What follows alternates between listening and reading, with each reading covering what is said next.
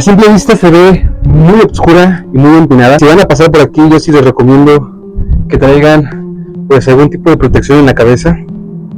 Yo no traigo, la verdad, pero sí se ve un poco peligroso.